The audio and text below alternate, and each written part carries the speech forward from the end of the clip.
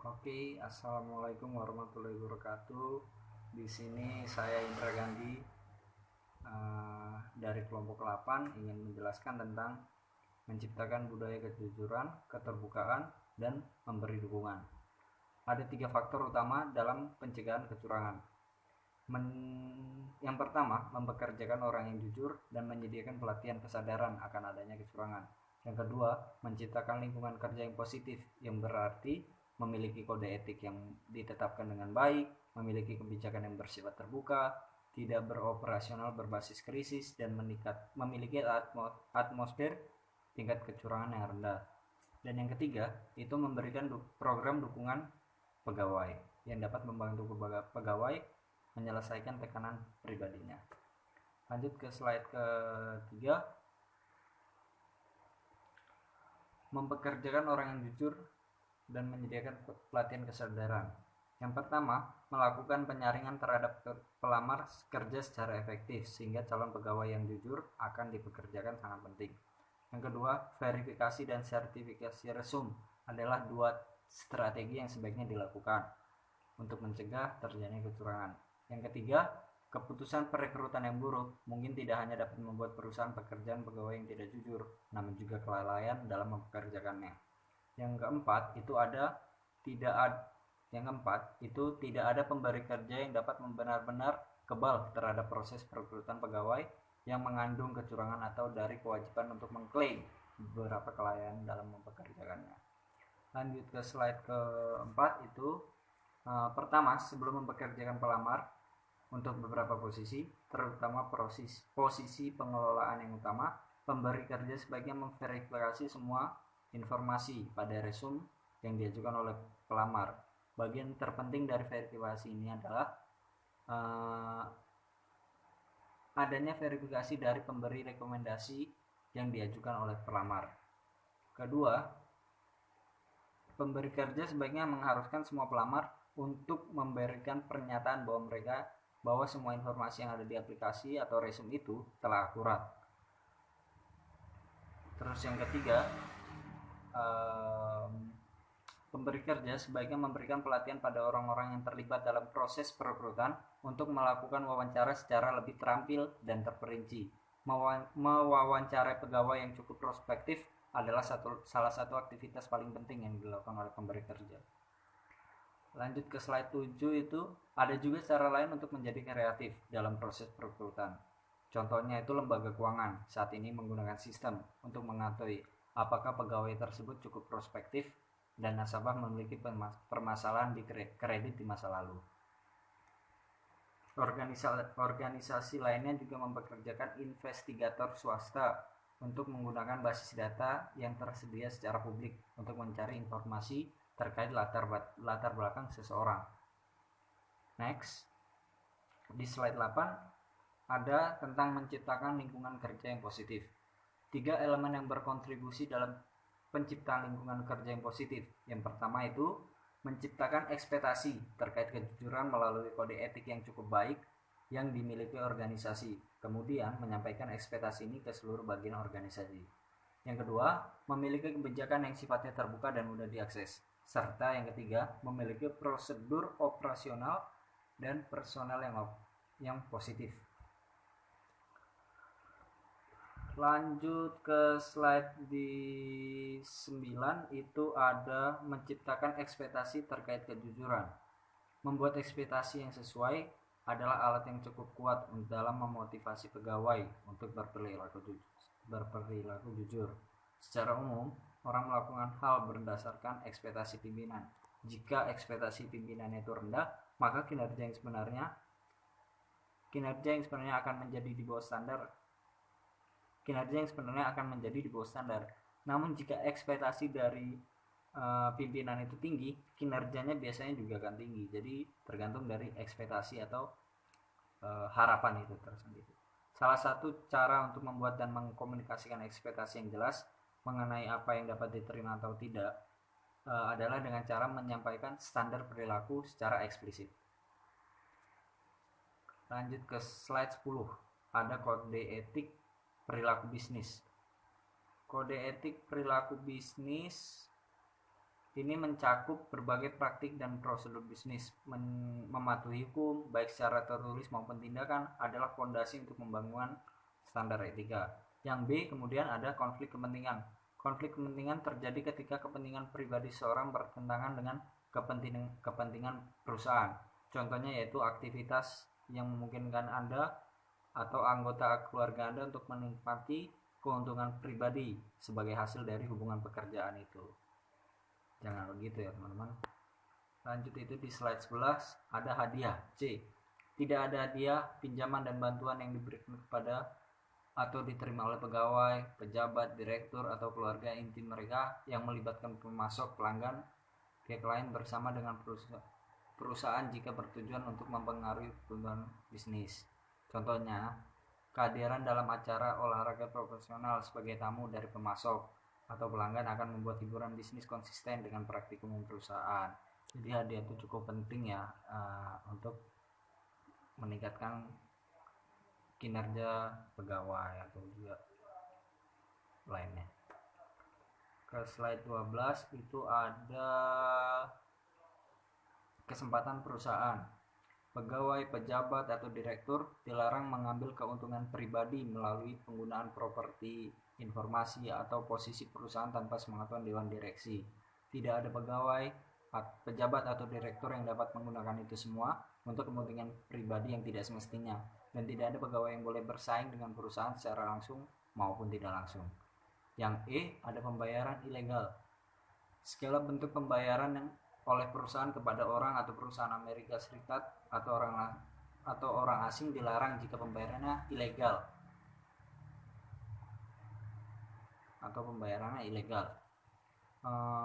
Pelarangan ini mencakup segala bentuk pembayaran kepada pemerintah atau ke agen mereka, baik domestik ataupun asing, kecuali penasihat perusahaan telah menyatakan pembayaran tersebut legal dan dapat dibenarkan.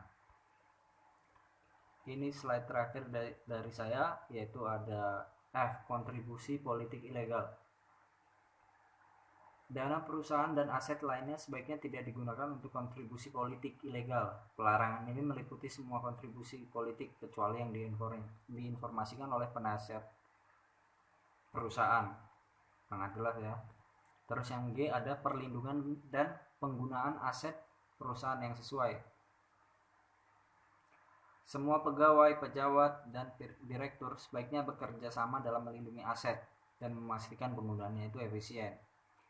Dan semuanya itu, dan pegawai, pejabat, dan direktur itu tidak diperkenankan menggunakan bahan baku, peralatan, atau aset lain untuk tujuan yang tidak terotorisasi, atau bisa saja untuk kepentingan pribadi seperti itu.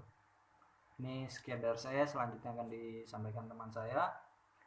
Kurang lebihnya mohon maaf. Assalamualaikum warahmatullahi wabarakatuh. Assalamualaikum warahmatullahi wabarakatuh. Sebelumnya, perkenalkan nama saya Agung Wicaksono, NIM 128. Ingin melanjutkan presentasi sebelumnya mengenai kode etik perilaku bisnis.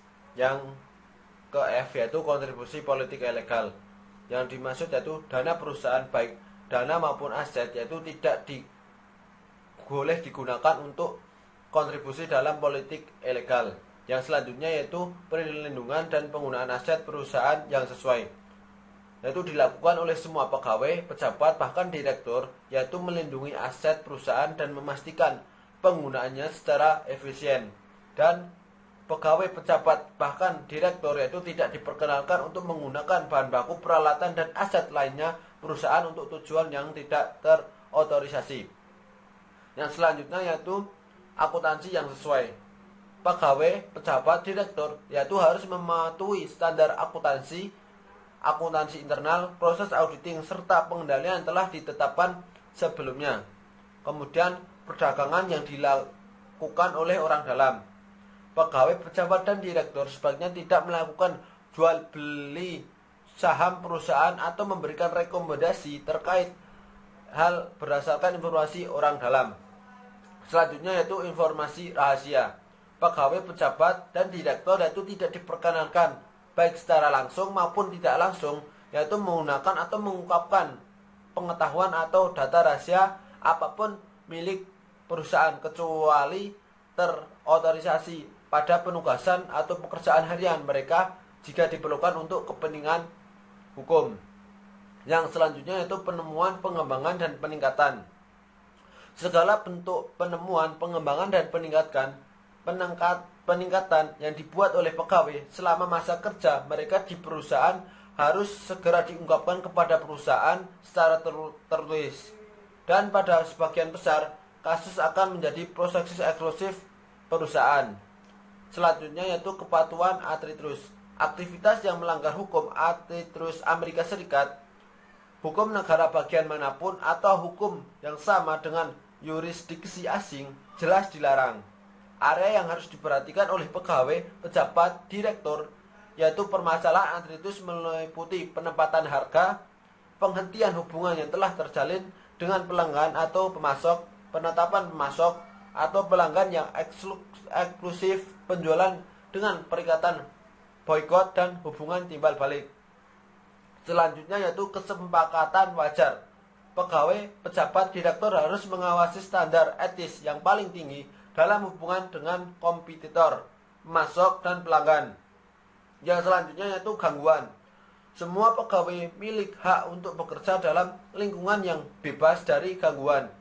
Dan perusahaan melarang segala bentuk gangguan kepada pegawai oleh supervisor, rekan kerja, pelanggan, maupun pemasok. Selanjutnya yaitu keamanan. Semua pegawai memiliki hak untuk bekerja di lingkungan yang aman. Dan semua peraturan keamanan serta praktik keamanan juga harus dipatuhi juga. Yang selanjutnya yaitu pelaporan pemerintahan. Pegawai, pejabat, maupun direktur harus menjamin bahwa semua laporan yang dilaporkan kepada badan pendaftaran atau unit atau badan pemerintah di Amerika Serikat atau di luar negeri, termasuk Security Exchange Commission and Internal Review Service, yang dibuat oleh mereka yang di bawah supervisi mereka, jujur, akurat, dan lengkap. Selanjutnya yaitu tanggung jawab lingkungan. Semua pegawai, pejabat, dan direktur diminta untuk mematuhi semua hukum federal, hukum negara bagian, dan hukum lokal, serta peraturan terkait perlindungan lingkungan, serta persyaratan yang menyangkut operasional perusahaan di luar Amerika. Selanjutnya yaitu integritas produk. Produk perusahaan dan label mereka harus merefleksi integritas perusahaan dan pegawainya. Yang selanjutnya yaitu keseragaman. Perusahaan menyambut baik adanya keseragaman pada pegawai, pemasok, pelanggannya dari pihak lain yang bekerja sama dengan perusahaan. Yang selanjutnya yaitu praktek pekerjaan yang jujur. Pegawai, pejabat, dan direktur harus patuh dengan semua hukum yang berlaku untuk mengatur pekerjaan. Diskriminalitas pada ras, agama, negara asal, gender, umur, disabilitas, atau status sebagai veteran tidak akan ditoleransi. Kemudian selanjutnya yaitu perdagangan asing. Pegawai yang terlibat dalam kegiatan operasional perdagangan asing diharapkan memiliki kesadaran dan patuh terhadap persyaratan. Dan selanjutnya yaitu delegasi yang bertanggung jawab. Otorisasi yang berwenang tidak boleh didelegasi kepada siapapun dalam atau atas nama perusahaan ketika ada alasan yang meyakini bahwa individu tersebut mungkin terlibat dalam aktivitas legal. Yang selanjutnya yaitu tindakan pendisiplinan. Walaupun perusahaan bergantung pada kepatuhan sukarela terhadap kode etik, setiap pegawai, pejabat, direktur dalam integritas pribadi, tindakan pendisiplinan akan diambil pada kasus yang tepat. Kemudian pelaporan perilaku ilegal, tidak etis, atau pelanggaran kode etik. Dengan pengecualian mengenai kekhawatiran atau pengaduan terkait permasalahan akuntansi auditing yang dapat dipertanyakan pada pengendalian internal akuntansi yang harus diteruskan secara langsung kepada komite audit dari Dewan Direksi. Beberapa pegawai, pejabat, maupun direktur yang melakukan pengawasan atau memiliki kesadaran akan perilaku ilegal, tidak etis, atau beberapa pelanggaran kepada supervisor, penasihat umum, maupun direktur utama internal, atau tidak dapat melaporkan permasalahan tersebut kepada anggota komite Dewan Direksi. Selanjutnya yaitu salah satu cara untuk membuat dan mengkomunikasikan ekspektasi yang jelas mengenai apa yang dapat diterima atau tidak dapat diterima dalam organisasi adalah yaitu dengan cara menyampaikan standar perilaku secara eksplisit. Kemudian selanjutnya yaitu untuk cara yang kedua untuk membuat lingkungan yang positif, yaitu dengan memiliki kebijakan yang terbuka dan mudah diakses. Maksud dari kebijakan yang mudah terbuka dan mudah diakses yaitu kebijakan tersebut yaitu transparan dan fleksibel. Dengan adanya kebijakan yang terbuka yaitu dapat mencegah kecurangan dalam dua cara. Yang pertama, yaitu banyak orang yang melakukan kecurangan karena mereka merasa bahwa tidak ada seorang pun yang dapat diajak untuk bekerja sama. Yang kedua, yaitu dengan adanya kebijakan yang terbuka memungkinkan manajer dan orang lain menyadari tekanan, permasalahan, dan rasionalisasi pegawai. Kemudian untuk cara yang ketiga yaitu untuk membuat lingkungan kerja yang positif, yaitu dengan memiliki prosedur operasional dan personal yang positif. Kondisi dan prosedur personal dan operasional lainnya tampak berkontribusi terhadap lingkungan kecurangan yang tinggi, yaitu seperti pembayaran yang tidak sesuai, kekurangan pengakuan terhadap prestasi kerja, ketidakadilan yang dirasakan dalam organisasi, loyalitas perusahaan yang rendah. Yang selanjutnya yaitu mengimplementasikan program dukungan untuk pegawai atau EAP. Faktor ketiga dalam menciptakan budaya jujur, terbuka, dan memberikan dukungan adalah implementasi program dukungan pegawai. Salah satu cara atau salah satu kecurangan adalah yaitu adanya tekanan yang dialami oleh pegawai.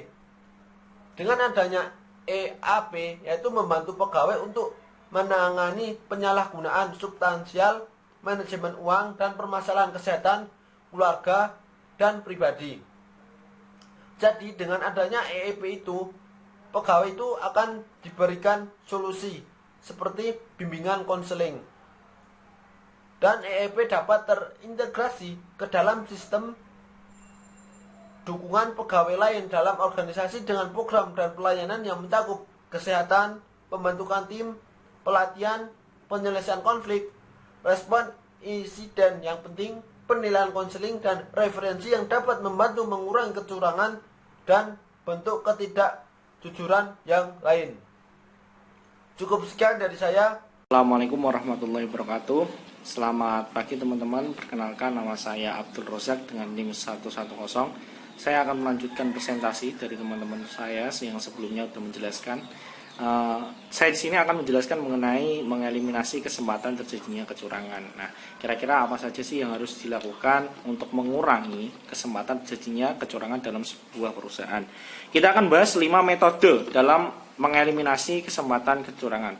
Yang pertama, memiliki pengendalian internal yang baik. Nah, ketika sebuah perusahaan memiliki sistem pengendalian yang baik, pastinya hal tersebut akan meminimalisir, setidaknya mengurangi peluang terjadinya kecurangan dalam perusahaan. Terus kemudian poin yang kedua, memperkecil kerjasama di antara pegawai dan pelanggan atau pemasok dan pihak lain di luar perusahaan mengenai kebijakan perusahaan terkait kecurangan. Nah, ketika semakin sedikit hubungan antara pekerja dengan para pemasok dan juga pihak yang lain yang berada di luar perusahaan, maka kerahasiaan sebuah sistem dari perusahaan terkait dengan kecurangan akan terjaga, sehingga nantinya akan memaksimalkan kerja dari sistem pengendalian tersebut. Poin yang ketiga, mengawasi pegawai dan menyediakan saluran pengaduan sistem whistleblowing untuk informasi anonim. Nah, ketika sebuah perusahaan memberikan kewenangan bagi para pegawainya untuk memberikan pelaporan ketika melihat koleganya ataupun mungkin atasannya bahkan ketika melakukan kecurangan, maka hal tersebut tentunya akan membantu mengurangi atau meminimalisir terjadinya kecurangan yang ada di perusahaan, dengan syarat orang yang mengadukan terjadinya kecurangan tersebut yang dilihatnya dirahasiakan namanya atau namanya anonim di sini. Yang keempat, membuat ekspektasi hukum. Nah, pastinya ketika ada hukum peraturan yang mengatur terjadinya kecurangan, semisal kecurangan melakukan tindakan korupsi, maka hukumannya akan seperti ini dan akan dituntut ke pengadilan. Maka tentunya hal tersebut akan bisa memberikan efek jera kepada para pelakunya, bahkan para pekerja yang lain yang tidak melakukan kecurangan, maka dia akan berpikir 2 kali untuk melakukan sebuah kecurangan dalam sebuah perusahaan itu tadi. Kemudian yang kelima, melakukan tahap auditing secara proaktif. Nah, jadi untuk mengurangi terjadinya kecurangan, yang kelima adalah melakukan audit secara proaktif. Dilakukan pemeriksaan secara berkala, secara terus-menerus, apakah benar-benar sesuai dengan ekspektasi yang telah ditetapkan sebelumnya ataukah belum. Ketika belum, maka harus ada pengecekan lebih dalam lagi, apakah ada kecurangan atau mungkin ada beberapa poin yang perlu diperbaiki dari sebuah perusahaan tersebut. Oke ya. Lanjut, yang pertama kita akan bahas satu-satu mengenai 5 elemen tadi. Yang pertama, memiliki sistem pengendalian internal yang baik. Nah, kira-kira gimana sih efeknya untuk mengurangi peluang terjadinya kecurangan dalam perusahaan? Sebagaimana yang dinyatakan sebelumnya dalam buku definisi Committee of Sponsoring Organization atau sering kita sebut COSO terkait kerangka pengendalian internal organisasi sebaiknya mencakup, ini pasti teman-teman sudah familiar dengan 5 poin ini. Yang pertama, lingkungan pengendalian yang baik. Terus kemudian yang kedua, sistem akuntansi yang baik. Yang ketiga, aktivitas pengendalian yang baik. Yang keempat, pengendalian. Yang kelima, komunikasi dan informasi yang baik. Ini sepertinya nggak perlu saya jelaskan lebih lanjut karena mungkin teman-teman sudah paham mengenai 5 poin ini, sudah sering dibahas COSO ya. Mungkin teman-teman sudah familiar. Dalam menentukan aktivitas pengendalian apa yang sebaiknya dimiliki organisasi, perlu diidentifikasi sifat resiko yang menyertai dan jenis pelanggaran yang dapat ditimbulkan dari resiko-resiko ini. Nah, ketika perusahaan dapat mengidentifikasi kira-kira resiko apa saja yang akan terjadi di perusahaan, maka tentunya langkah yang akan diambil oleh pihak manajemen akan bisa mengantisipasi tindakan-tindakan ketika terjadi resiko ini, maka tindakan yang harus dilakukan perusahaan itu seperti apa. Nah, seperti itu. Ada 5 jenis aktivitas pengendalian. Yang pertama, pemisahan tugas. Nah, mengapa perlu pemisahan tugas? Karena ketika ada perangkap tugas, tentunya peluang terjadinya kecurangan maka akan semakin tinggi. Contohnya saja ketika sekretaris merangkap sekaligus bendahara. Nah, tentunya ini peluang terjadinya korupsi atau pencucian uang maka semakin tinggi. Terus kemudian poin yang kedua, memiliki sistem otorisasi yang sesuai sehingga hanya individu yang terotorisasi atau yang ditunjuk yang memiliki izin untuk menyelesaikan tugas tertentu. Nah, ini intinya yang poin yang kedua, memberikan wewenang khusus terhadap satu orang ataupun beberapa orang. Jadi tidak semua orang bisa menghandle semua pekerjaan, namun hanya ada beberapa orang yang diberikan hak istimewa untuk mengurusi pekerjaan tersebut. Jadi benar-benar orang yang terpilih, tidak semua orang bisa melakukan pekerjaan tersebut. Ketiga, mengimplementasikan perlindungan fisik seperti gembok, kunci, pagar dan sebagainya untuk mencegah aset ke aset dan catatan. Nah, ini pastinya salah satu tindakan keamanan ya, untuk ketika perusahaan masih menyimpan arsip dari sebuah dokumen-dokumen yang rahasia, maka diperlukan kunci, gembok dan lain sebagainya untuk melindungi arsip dari dokumen-dokumen rahasia tersebut. Yang keempat, mengimplementasikan sistem pengecekan independen seperti rotasi pekerjaan, liburan wajib, audit dan lain sebagainya. Nah, yang pertama mengenai rotasi pekerjaan ini ditujukan untuk ketika seorang tidak bekerja pada satu bidang terus-menerus, ketika seseorang akan bekerja pada bidang satu bidang terus-menerus, maka itu akan memperbesar peluang terjadinya kecurangan. Ketika mungkin contohnya bendahara, sekretaris, tidak selamanya bendahara jadi bendahara, mungkin suatu saat akan dinaikkan menjadi sekretaris akan turun ke bendahara, maka sama pekerja akan dapat meng-cross check, akan dapat mengetahui ketika terjadi kecurangan dalam satu bidang pekerjaan tersebut. Jadi intinya rotasi berputar, tidak tetap dalam satu pangkat ataupun jabatan tertentu.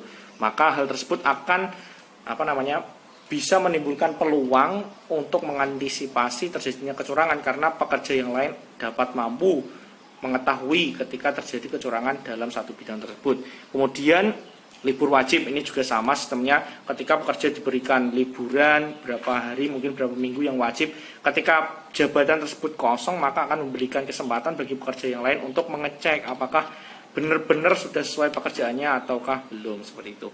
Terus audit sudah jelas dan lain sebagainya. Terus kemudian yang kelima, memiliki sistem dokumentasi dan pencatatan yang memberikan jejak audit. Nah, itu sudah pasti ya, berarti semua tindakan yang dilakukan oleh para pekerja perusahaan itu harus diarsipkan, didokumentasikan supaya nantinya ada bukti yang dapat dipertanggungjawabkan, gitu ya. Terus selanjutnya, mengurangi kerjasama antara pegawai dan pihak lain yang memberitahu pemasok dan kontraktor terkait dengan kebijakan perusahaan. Ini bisa teman-teman sambil simak. Sebagaimana yang telah dinyatakan sebelumnya, penelitian empiris telah menunjukkan bahwa sekitar 71% dan semua kecurangan dilakukan oleh individu yang bertindak sendiri. Nah, berarti kebanyakan kecurangan itu terjadi ketika sebuah pekerjaan itu dilakukan oleh seseorang secara sendirian.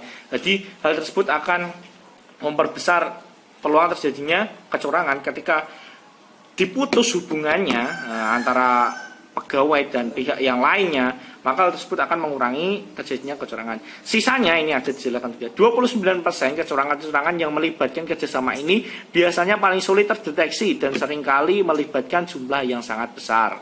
Kecurangan kerjasama atau sering disebut dengan kolusi seringkali lebih lambat berkembang, membutuhkan waktu untuk tahu bahwa ada pihak lain yang berkolusi dan percaya bahwa mereka akan bekerja sama dan tidak akan pernah membocorkan rahasia dibandingkan kecurangan yang dilakukan oleh satu individu. Nah, jadi kejahatan tingkatan namanya kolusi atau kerjasama itu akan lebih susah untuk dideteksi karena apa? Akan membutuhkan waktu yang lebih lama untuk mengetahui hubungan-hubungan individu istimewa antar pegawainya, seperti itu. Selanjutnya ada mengawasi pegawai dan memiliki sistem whistleblowing.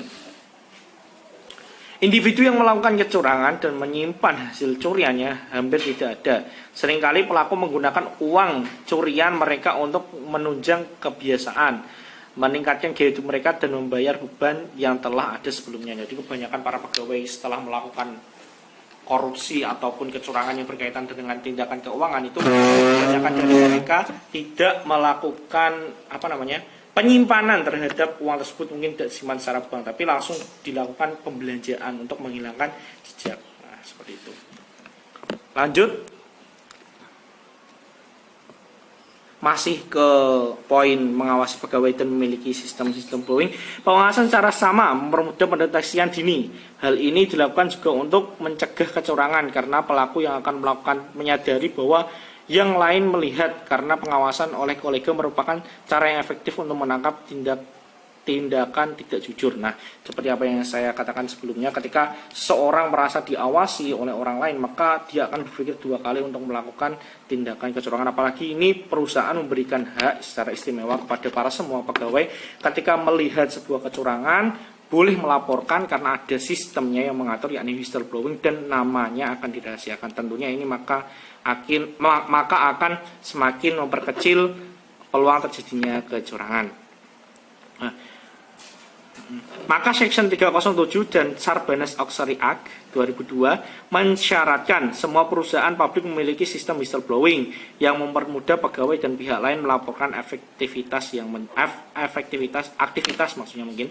mencurigakan. Jelas. Terus kemudian proses whistleblowing yang baik merupakan salah satu alat pencegahan kecurangan yang paling efektif. Nah, seperti tadi sudah saya sering tekankan, ketika seseorang merasa diawasi maka dia akan berpikir dua kali untuk melakukan sebuah tindakan kecurangan. Terus kemudian yang kedua, bahkan dengan kecanggihan teknologi, cara yang paling umum untuk mendeteksi kecurangan adalah melalui informasi. Itu jelas. Yang ketiga, Deloitte ini nama salah satu KAP ya di Big Four. Nah, dalam studi yang dilakukan di seluruh dunia menyimpulkan bahwa ada 4 alasan mengapa beberapa sistem whistleblowing gagal untuk mendeteksi adanya pelanggaran. Nah, menurut Deloitte, salah satu KAP Big Four di dunia, itu mengatakan ada beberapa hal yang menyebabkan terjadinya kegagalan dalam sistem whistleblowing. Yang pertama, ada kurangnya anonimitas. Jadi intinya pihak yang melakukan pelaporan dalam kasus ini, mungkin terjadinya sebuah kasus dalam perusahaan, itu tidak dirahasiakan. Terus kemudian budaya organisasi yang terbentuk berdasarkan pengaruh manajemen puncak. Jadi manajemen puncak itu akan menimbulkan budaya perusahaan ketika manajemennya berkomitmen untuk melakukan tindakan budaya yang baik, maka hal tersebut akan ditiru oleh para bawahannya. Namun demikian juga sebaliknya, ketika manajemen pusat melakukan tindakan budaya yang buruk, maka hal tersebut juga akan menjadi contoh para pegawai yang lainnya. Terus kemudian kebijakan, ini tentunya berkaitan dengan kebijakan perusahaan. Apakah ada nggak tindakan untuk melindungi si pelapor ini nanti? Kalau tidak, pastinya akan berbahaya sekali, dan mungkin orang yang melihat kecurangan lebih memilih jalur aman, yakni tidak melaporkannya. Terus yang keempat, kurangnya kesadaran. Jadi mungkin para pegawai bersifat apatis terhadap pegawai yang lainnya, bodoh amat dengan kecurangan yang terjadi. Terus berdasarkan temuan ini, penelitian yang menunjukkan bahwa upaya sistem whistleblowing berfungsi secara efektif harus ada elemen-elemen berikut. Nah, ketika menginginkan sebuah sistem whistleblowing ini berjalan dengan lancar, maka harus ada beberapa elemen-elemen berikut ini. Yang pertama, anonimitas, tadi kerahasiaan pelapor. Terus independensi, jadi kebebasan. Pegawai merasa lebih nyaman melapor pelanggaran terhadap pihak yang independen dan tidak terkait dengan organisasi atau pihak yang terlibat dalam pelanggaran tersebut. Jadi ada pihak yang bersifat netral di sini yang nantinya dapat dijadikan sebagai fasilitas bagi para pelapor untuk melaporkan kecurangan yang terjadi di perusahaan dengan sistem whistleblowing. Terus kemudian adanya akses, jalan ataupun cara untuk melaporkan hal tersebut. Terus kemudian adanya tindak lanjut. Kalau misal sudah dilaporkan tapi nggak ada tindak lanjutnya, kan sama aja bohongnya, seperti itu. Terus kemudian poin yang selanjutnya mengenai cara mengurangi resiko kecurangan, membuat ekspektasi hukuman. Nah, intinya membuat peraturan-peraturan yang terkait dengan kecurangan. Ketika melakukan kecurangan ini, maka akan hukumannya ini, bahkan mungkin akan dilakukan penuntutan secara hukum, seperti itu. Terus selanjutnya melakukan audit kecurangan secara proaktif. Ini yang terakhir tadi dari 5 poin. Audit kecurangan yang baik terdiri dari 4 tahap. Yang pertama, mengidentifikasi resiko exposure kecurangan. Jadi diidentifikasi terlebih dahulu kira-kira resiko exposure kecurangan dalam sebuah perusahaan tersebut gimana, apakah tinggi, sedang, ataupun rendah. Terus selanjutnya, mengidentifikasi indikator kecurangan dari tiap exposure. Jadi setelah diidentifikasi tadi tinggi, rendah, sedang, terus kemudian lebih dalam lagi, kira-kira indikator kecurangan dalam tiap exposure yang terjadi itu nantinya akan seperti apa. Kemudian mengembangkan program audit untuk mencari indikator dan exposure secara proaktif. Jadi ketika udah tahu, terus kemudian jangan tinggal diam saja, tapi harus melakukan tindakan yang nyata untuk melakukan tindakan pencarian terhadap indikator-indikator exposure secara proaktif tadi. Terus selanjutnya mengidentifikasi indikator kecurangan yang terindikasi. Ketika sudah mendapatkan indikasi ini mungkin terjadinya kecurangan, maka harus diinvestigasi atau penelitian atau pencarian lebih lanjut.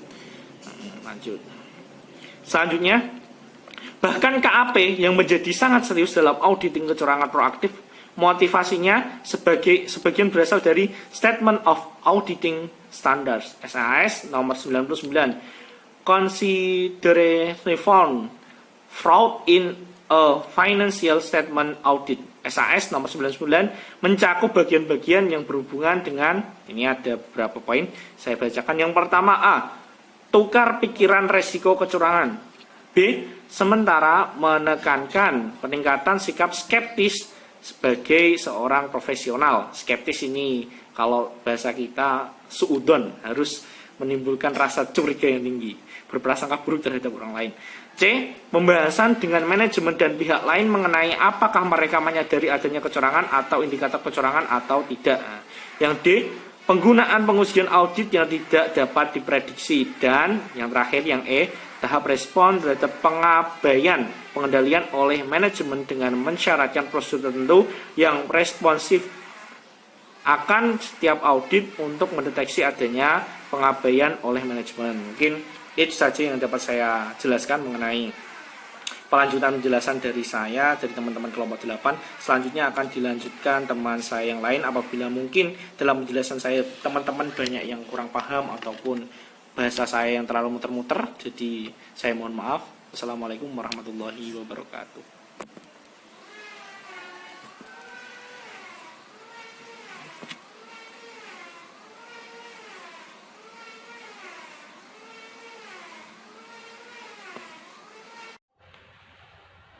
Assalamualaikum warahmatullahi wabarakatuh. Perkenalkan, nama saya Winda Rizky Ayuningrum, NIM 721141778. Di sini saya akan melanjutkan pemaparan materi pencegahan kecurangan dari rekan saya. Untuk yang saya jelaskan yaitu berkaitan dengan pencegahan kecurangan ringkasan.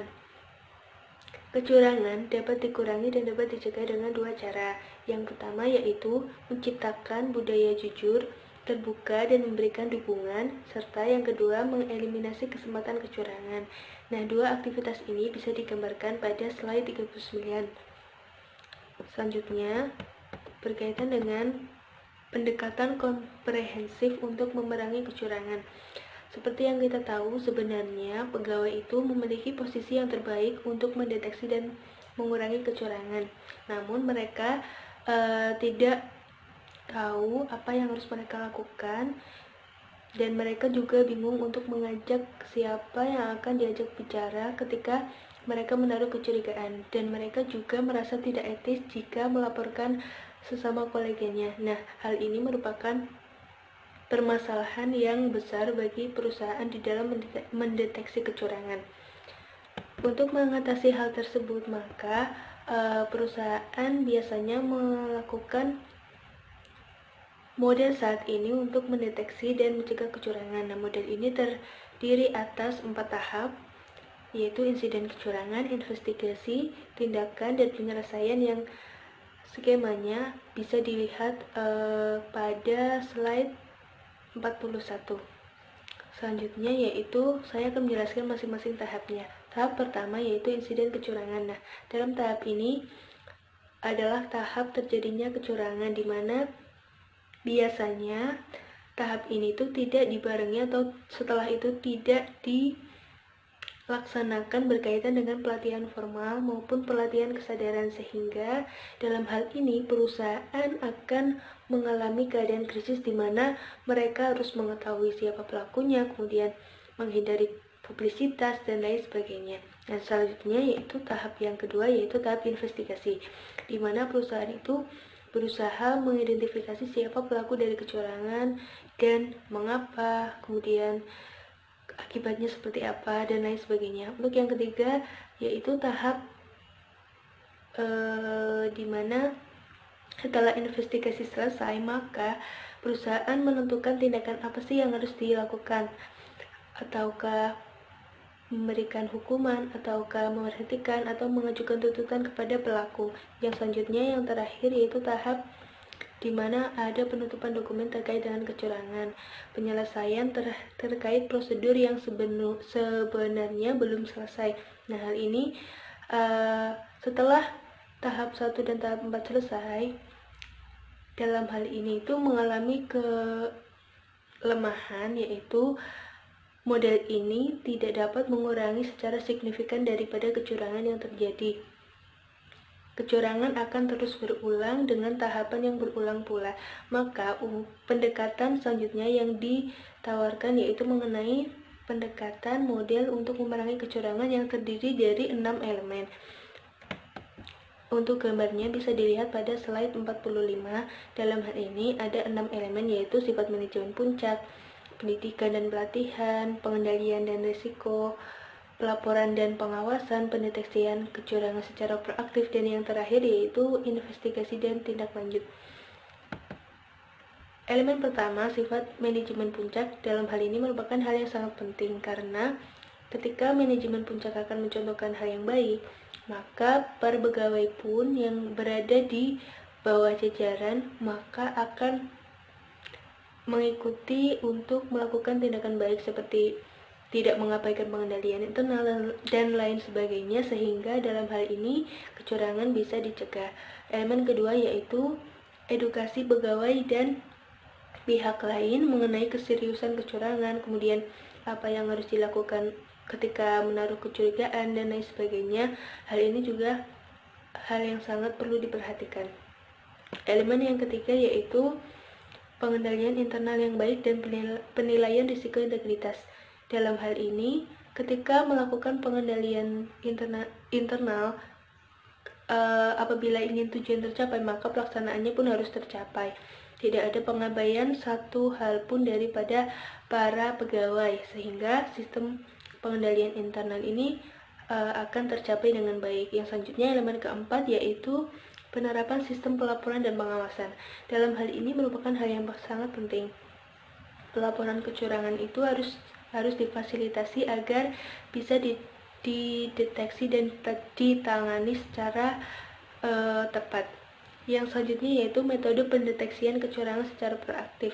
Dalam hal ini juga merupakan hal yang sangat penting karena seperti yang kita tahu bahwa metode pendeteksian kecurangan secara proaktif merupakan hal yang sangat efektif untuk mendeteksi kecurangan dan mencegah kecurangan. Kemudian elemen yang terakhir yaitu pelaksanaan investigasi dan upaya tindak lanjut yang efektif ketika kecurangan terjadi. Hal ini juga merupakan yang sangat penting karena untuk memberikan efek jerah kepada pelaku dan juga memberikan contoh kepada pegawai lain, memberikan pengertian bahwa ketika melakukan kecurangan akan mendapatkan sanksi yang berat seperti itu. Kemudian yang terakhir yaitu mengenai prosedur investigasi juga harus dibuat dengan baik, yang meliputi beberapa hal, ada 8 hal terkait dengan siapa yang melakukan investigasi, kemudian bagaimana persoalannya dikomunikasikan kepada manajemen, dan sampai kepada siapa yang akan menentukan respon perusahaan terkait kecurangan, pendisiplinan, pengendalian, dan lain sebagainya harus dibuat dengan baik. Demikian dari saya. Apabila ada kesalahan, saya mohon maaf. Wassalamualaikum warahmatullahi wabarakatuh.